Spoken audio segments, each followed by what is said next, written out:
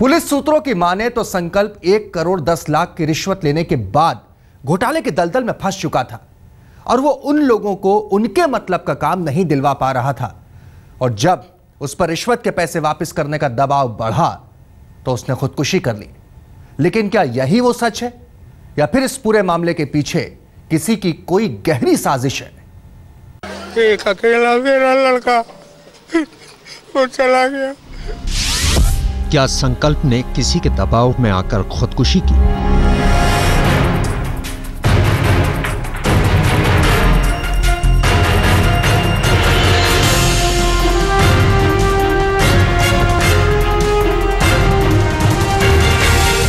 या फिर कोई उसे ब्लैकमेल कर रहा था?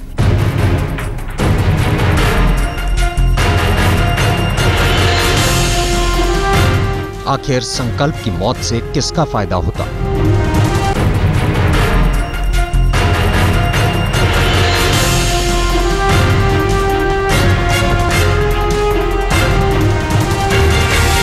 आखिर कौन है 250 करोड़ के घोटाले का मास्टरमाइंड?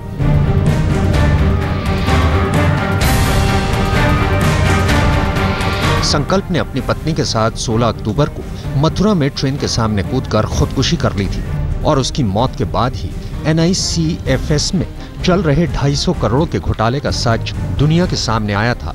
लेकिन आपको बता दें कि इस घोटाले की जांच तो संकल्प के सुसाइड से पहले ही शुरू हो चुकी थी। दिल्ली पुलिस के मुताबिक वो संकल्प और नंदिनी को इस पूरे मामले में एक नोटिस भेज चुकी थी और न्यू फ्रेंड्स कॉलोनी थाने से जब उनकी एक टीम उससे पूछताछ के लिए उसके घर जा रही थी तब रास्ते में उन्हें संकल्प और नंदिनी के सुसाइड की खबर मिली थी।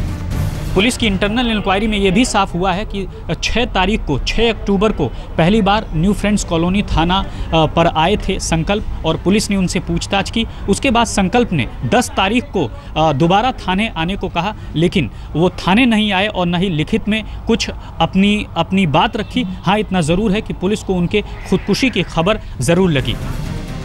सूत्रों की माने तो दिल्ली पुलिस ने संकल्प को यह नोटिस 1 करोड़ 10 लाख रुपए की कमीशन को लेकर भिजवाया था, लेकिन अब फॉरेंसिक विभाग इस तरह के किसी भी लेन देन की जानकारी से इनकार कर रहा है।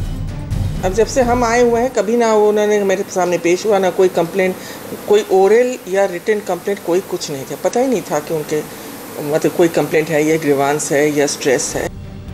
दरअसल संकल्प और नंदिनी के सुसाइड की जमीन यहीं से तैयार हो गई थी, क्योंकि कमीशन के 1 करोड़ 10 लाख रुपए लेने के बाद संकल्प 100 करोड़ रुपए के जाल में फंस गया था और पुलिस के मुताबिक संकल्प ने एक कंपनी को 250 करोड़ रुपए के कंस्ट्रक्शन का ठेका दिलाने का वादा किया था।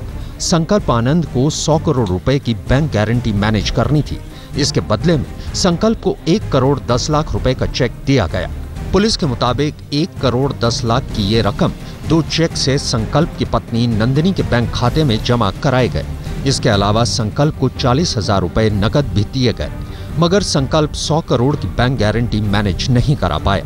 लिहाजा संकल्प आनंद पर कमीशन के रुपए वापस करने का दबाव बढ़ने लगा। इसी दौरान संकल्प के खिलाफ एक महिला ने उसी के विभाग में शिकायत दर्ज करा दी थी और सूत्रों की माने तो संकल्प ने उस महिला को शिकायत वापस लेने के एवज में एक बड़ी रकम के साथ अपना दिल्ली वाला फ्लैट देने की बात कही थी। इसी सिलसिले में संकल्प को थाने में पूछताछ के लिए बुलाया गया।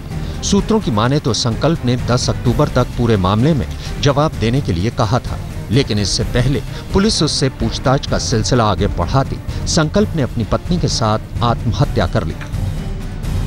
पुलिस सूत्रों की माने तो 6 अक्टूबर को न्यू फ्रेंड्स कॉलोनी थाने में बुलाए जाने के बाद संकल्प घबरा गए थे।